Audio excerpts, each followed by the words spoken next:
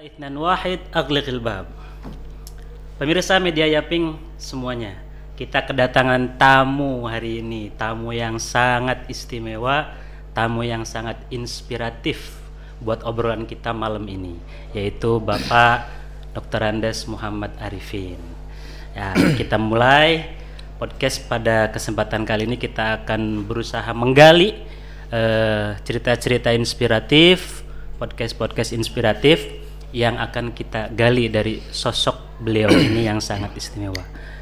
Sebelum itu jangan lupa like, comment, and subscribe YouTube channel kami My Media Yaping.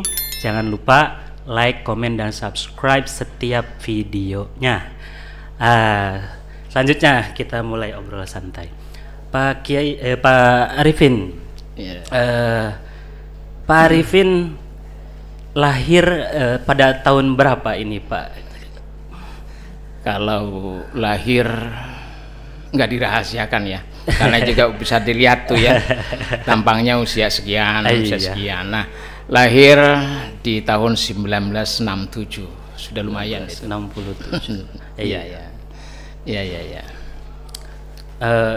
Selama Pak Kiai menjalani kehidupan yang begitu lama, melewati usia 60, ini bagaimana pesan Pak Kiai Arifin, bagaimana kita istilahnya mengarungi kehidupan itu, bagaimana filosofi atau mungkin cara-cara kita setiap kali menghadapi tantangan hidup yang kita alami? Karena asal dari desa ya, dari kampung yang sudah tertempa lah berbagai keadaan di kampung, serba banyak kekurangan terkait dengan kehidupan kesehariannya, maka di situ akan terbentuklah jiwa seorang anak kala itu menjadi jiwa yang tangguh gitu ya, biasa disuruh, nggak seperti anak kota yang sekarang gitu.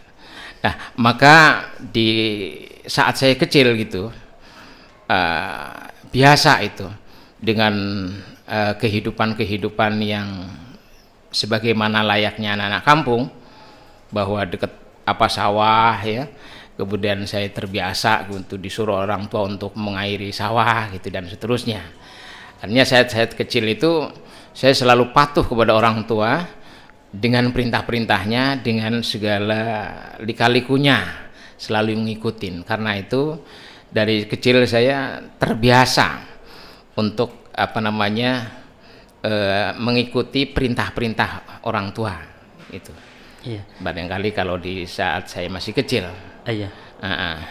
Jadi pesan yang paling inti dari Pak Arifin untuk para generasi muda terutama yang sekarang ini, bagaimana agar mereka menjadi sosok yang tangguh, itu kiat-kiatnya atau tips-tipsnya atau cara-caranya agar menjadi pribadi yang tangguh, pribadi yang istilahnya tidak mudah cengeng dengan semua tantangan hidup, itu kiat-kiatnya bagaimana, Pak? Ya, karena lingkungan di rumah maupun lingkungan di kampung itu juga sama kayak di sini sebagai lingkungan pesantren, maka saya sudah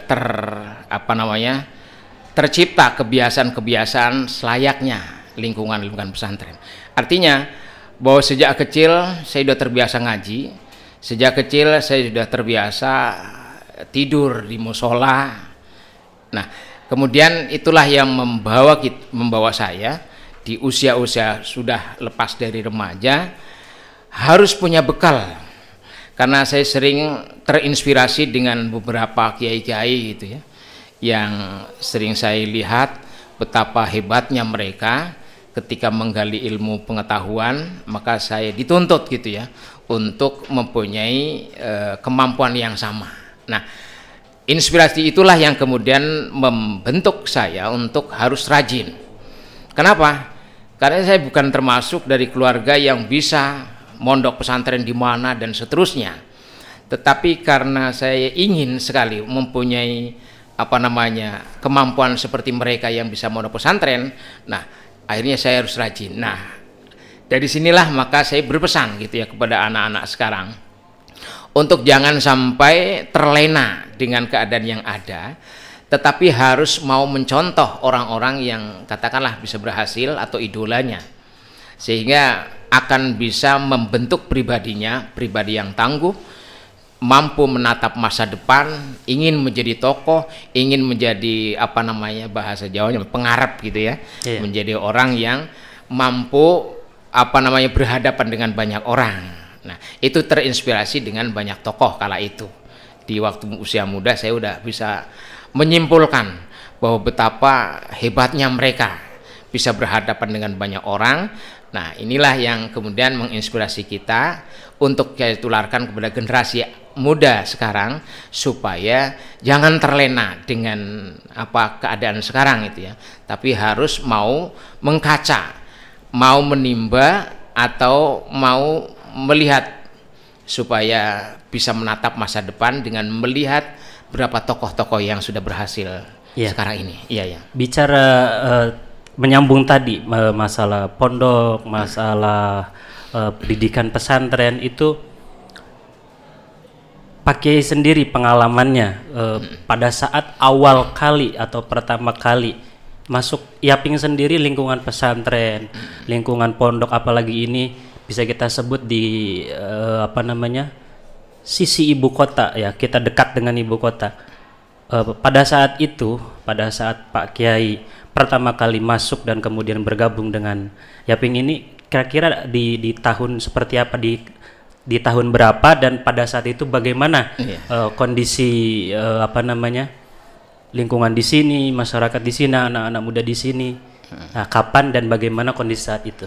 Ya, tahun 1987 saya selesai aliyah, 88 saya masuk ke INISA.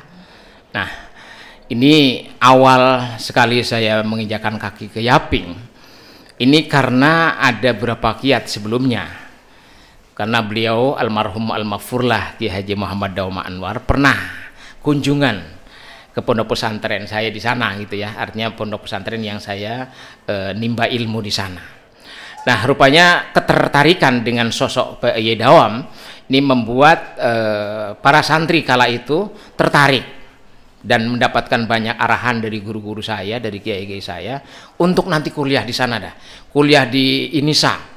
Karena di sana ada fakultas adab. Nah, itu sinkron dan klop sekali dengan memang saya itu dari kecil senang sekali dengan pelajaran-pelajaran alat seperti nahu, sorob. Dari mulai saya MI itu sudah menghafalkan sorob, dan saat saya sanawiyah itu belum ada pelajaran alfiah tapi saya sudah mulai menghafal. Nah, dari situlah maka ketika saya ada arahan dari beberapa kiai dan bahkan guru-guru yang ada di pondok pesantren di sana, ini membuat saya enyuh untuk bisa melanjutkan di INISA karena klop dengan hobi saya, karena klop dengan keinginan saya untuk bisa menggali ilmu hazanah Islam melalui kutubut turath, melalui penggalian kitab. Nah, disitulah maka saya merasa pas ketika berada di pondok pesantren Yaping ini. Dengan pertama mengenal kuliah, lalu kemudian setahun atau 2 tahun, lalu saya oleh pimpinan diminta untuk membantu mengajar di Yaping ini. Pada saat itu sendiri di tahun 88 Pak Kiai mungkin pertama kali ke Bekasi, kemudian bergabung ke Yaping.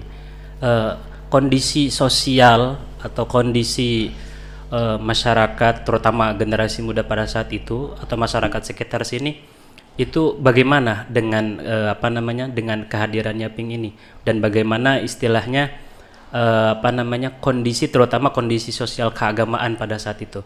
Apakah Yaping ini menjadi satu-satunya oase yang berada di tengah begitu panasnya kehidupan apa namanya material masyarakat, kemudian Yaping kehadirannya itu sebagai oase yang memberikan kesegaran untuk perihal keagamaan, atau bagaimana pada saat itu gambaran masyarakatnya, gambaran kondisi sosialnya seperti apa pada saat itu?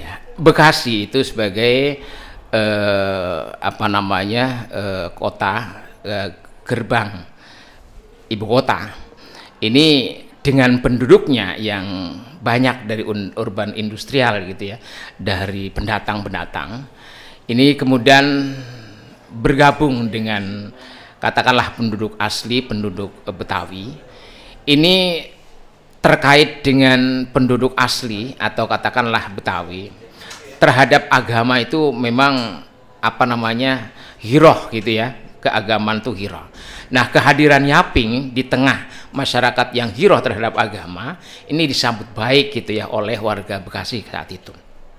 Nah, dilihat itu dari betapa banyaknya katakanlah anak-anak dari warga Bekasi yang belajar pesantren di Yaping ini. Memang ada beberapa pesantren di Kabupaten Bekasi, tapi Yaping itu menjadi salah satu juga alternatif untuk mereka anak-anaknya dipondokan di pesantren Yaping. Nah, yang saya lihat dari sekian banyak dari katakanlah masyarakat urban, dari pendatang, ini juga ingin memondokkan anak yang kemudian anaknya mau dipondokkan entah di Jawa Timur atau di Jawa Barat, di Jawa Timur atau di Jawa Tengah. Ini mereka lebih menyimpulkan ketika mau mondokkan di pondok pesantren di Jawa Timur atau Jawa Tengah itu terlalu jauh. Ada pondok pesantren di Jawa Barat yang di Bekasi ini yang sama gitu ya dengan di Jawa Timur maupun di Jawa Tengah. Akhirnya mereka berbondong-bondong untuk menyekolahkan anaknya dia Yaping. Kenapa? Karena kurikulumnya yang sama dengan di Jawa ini menjadikan sebagai pilihan utama untuk orang tua yang ada di Bekasi menyekolahkan anak-anaknya di Yaping. Karena kecuali dekat juga tidak memakan waktu ketika ingin menengok anaknya. Nah, kecuali itu pula bahwa Yaping ini ternyata dari sekian banyak tenaga gurunya banyak mengambil dari tamatan-tamatan pondok pesantren dari Jawa, entah itu di Ploso, di Lirboyo, maupun Jombang dan seterusnya. Nah, karena itu maka saya sangat bisa menyimpulkan bahwa Yaping sebagai salah satu alternatif pondok pesantren, bahkan bisa satu-satunya yang ada di Bekasi yang representatif dari Jawa terkait dengan kurikulumnya, dan itu bertahan sampai sekarang. Nah, disitulah maka yang kemudian menjadi oposisi saya, dan saya lebih nyaman. Kenapa?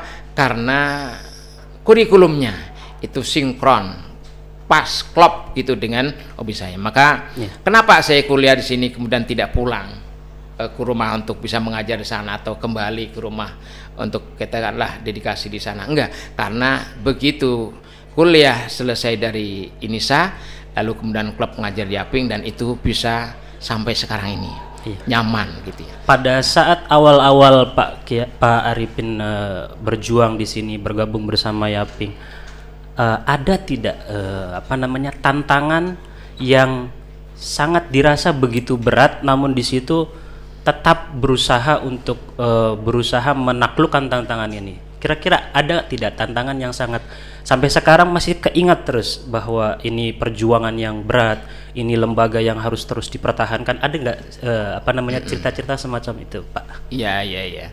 Tantangan selalu pasti ada. Iya. Terkait dengan betapa orang tua gitu ya menginginkan agar anaknya itu bisa sekolah dan lalu kemudian bisa kerja dalam rangka membantu orang tua. Ini kemudian menjadi sebuah tantangan. Di saat Yaping ingin terus berkembang aliyahnya dari SLTP Sanawiyah supaya terus, ini ada beberapa tantangan. Dan yang kedua adalah dibukanya sekolah-sekolah skill ya, sekolah-sekolah kaitan dengan kejuruan, keahlian. Ini ya menimbulkan anak-anak dari orang tua ya sudah nanti dari sanawiyah ke keluar gitu. Iya.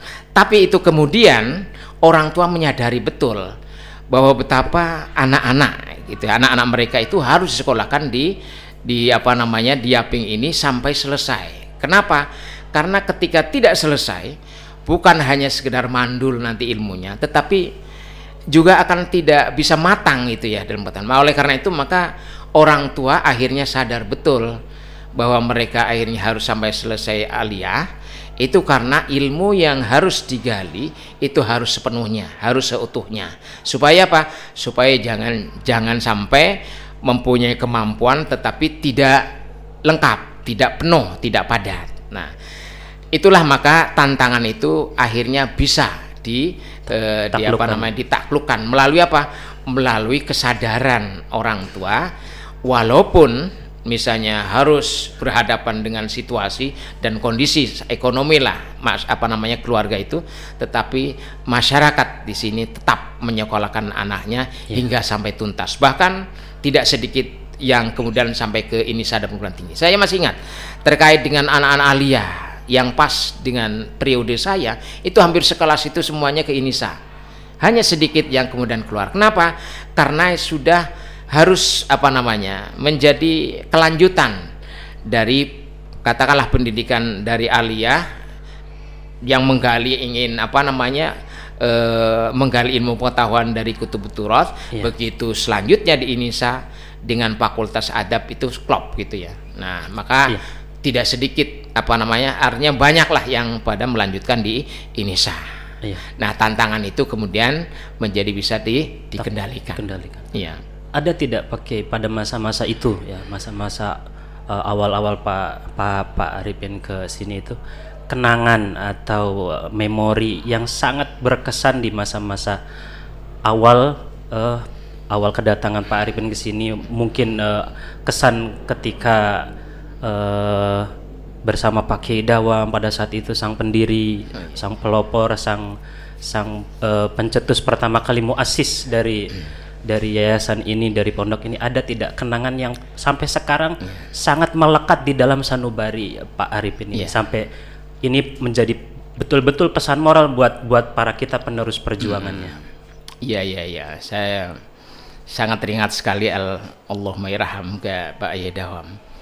Beliau intens sekali untuk terus mempertahankan adab atau bahasa Arab atau kitab kuning supaya terus bisa lestari di pesantren ini.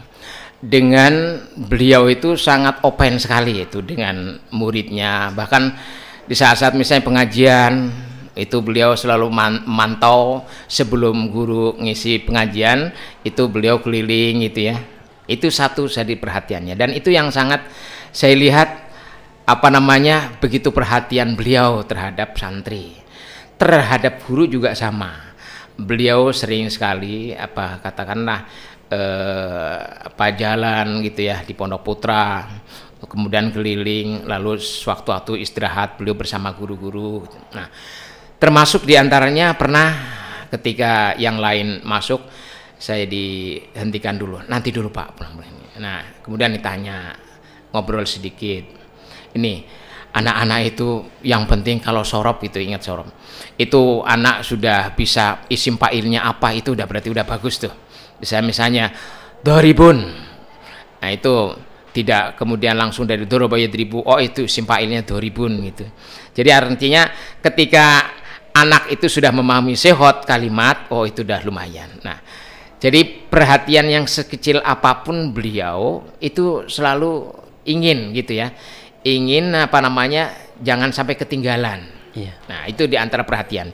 Terkait dengan beliau, seseorang yang saya masih ingat ketika saya ikut daurah di Ma'hadil Ulum Al-Islamiyah wal Lughah Arabiyah.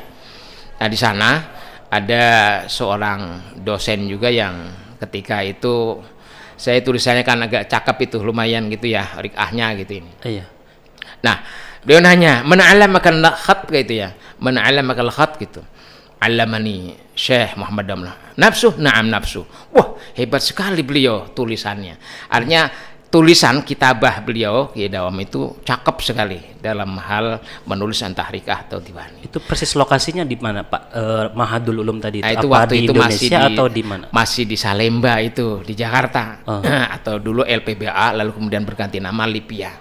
Artinya pengakuan dari beberapa tokoh di sana atau katakanlah dosen itu terhadap beliau itu sangat luar biasa. Sampai di saat saya kuliah itu beliau waktu itu ngisi kuliah umum di Libya. Pak Idawam. Luar biasa. Nah, itu terkait dengan hal-hal kaitan dengan pendidikan, mengenai betapa beliau itu menjadi tokoh pendidikan yang luar biasa gigihnya, dari hal yang kecil sampai kemudian hal-hal yang besar, membawa Yaping menjadi pesantren yang akan membawa alumninya menjadi alumni yang punya ilmu pengetahuan yang luas, dalam, dan bermanfaat lah gitu untuk banyak orang. Iya. Pak Arifin, tadi kita bahas masalah masalah ketekunan Pak Kiai Dawam dalam mengurusi anak-anak. Saya coba tarik ke kondisi sekarang. Banyak orang-orang yang berusaha memahami keagamaan, memahami Islam, memahami tanpa mendasari pemahamannya itu melalui bahasa Arab yang betul, bahasa Arab yang baik, tata bahasa yang baik. Kemudian mereka mengalami sebuah kekeliruan pemahaman. Nah, saya coba tarik ke kondisi sekarang. Sebetulnya, apakah hubungannya sangat erat bagaimana kita memahami agama dengan benar dengan dasar kemampuan berbahasa Arab itu, ataukah memang dua hal ini lain jalur, artinya bahasa Arab itu sendiri sedangkan ilmu keagamaan itu sendiri, ataukah memang sangat erat kaitannya sehingga bisa mengontrol pemahaman sehingga tidak ekstremis dan tidak terjadi hal-hal yang kurang pas itu. Jadi kata kuncinya bahwa mendalami agama itu tentu harus dari kitab atau sumber-sumbernya. Nah, sumber-sumber pemahaman keagamaan ini dari kitab-kitab yang muktamad gitu ya. Nah, kitab-kitab yang muktamad itu hanya diajarkan itu hanya di pondok-pondok pesantren. Nah, oleh karena itu maka alumni-alumni pondok pesantren lah yang mempunyai pengetahuan keagamaan yang secara mendalam dan luas dengan kitab-kitabnya yang muktabarah atau muktamad. Nah, Yaping ini terkait dengan menghantarkan alumni-alumni menjadi alumni yang katakanlah mempunyai pemahaman kitab-kitab ini sungguh merupakan sebuah jalur atau alur yang sangat luar biasa di dalam rangka seutuhnya pemahaman keagamaan itu dengan cara yang benar ditempuhnya. Nah, oleh karena itu maka ketika ada gitu ya, ada katakanlah fenomenanya sekarang, orang yang banyak katakanlah bisa bicara melalui media padahal tidak berbekal sama sekali ya terhadap ilmu pengetahuan itu, menyasar atau mendasari kepada kitab-kitab yang ada. Tetapi yang kemudian harus menjadi perhatian kita adalah kita harus mampu untuk membackupnya atau katakanlah menekannya supaya jangan sampai katakanlah apa yang menjadi katakanlah luar biasa, orang-orang yang tanpa pengetahuan agama dasari dengan kitab, tapi mereka bisa jadi didengarkan gitu oleh halayak ramai, oleh masyarakat. Nah, kita yang mendalami malah tidak katakanlah tidak dilirik gitu. Itu oleh karena apa? Oleh karena kita tidak mau membuka diri. Kita masih katakanlah eksklusif gitu ya, harus eksklusif terkait dengan bagaimana kita yang punya banyak kemampuan di dalam menggali ilmu pengetahuan dari kitab-kitabnya yang katakanlah yang muktamad, tetapi terkadang kita terkendala gitu oleh apakah itu media yang kurang atau katakanlah pemahaman kita terhadap media itu sendiri, sehingga bisa menjadi kita itu salah kurang melangkahnya. Artinya langkahnya kurang cepat gitu ya dibanding dengan mereka yang mereka sudah sekian banyak gitu ya, katakanlah di media-media. Pak Arifin, untuk bisa paham betul atau trik-triknya atau tips-tipsnya untuk bisa hafal ilmu-ilmu alat untuk memahami teks-teks keagamaan, untuk memahami Al-Quran, hadis ataupun yang lainnya, kitab-kitab tafsir fikih, itu kan dibutuhkan pemahaman yang betul-betul benar, betul-betul baik dari ilmu alat itu sendiri. Nahwu, shorof atau semacamnya. Ada tidak tips dari Pak Arifin atau kiat-kiat sebetulnya bagaimana supaya kita tuh bisa tidak hanya hafal tapi juga faham betul, sehingga ketika mengaplikasikan kepada teks-teks keagamaan itu kita tidak keliru faham atau tidak salah faham dalam memahami teks-teks keagamaan itu dengan tata bahasa atau tadi ilmu bahasa Arab, nahwu sorof dan semacamnya yang baik. Ada nggak tips-tipsnya, triknya tidak agar kita bisa faham juga dari sisi ilmu alatnya juga?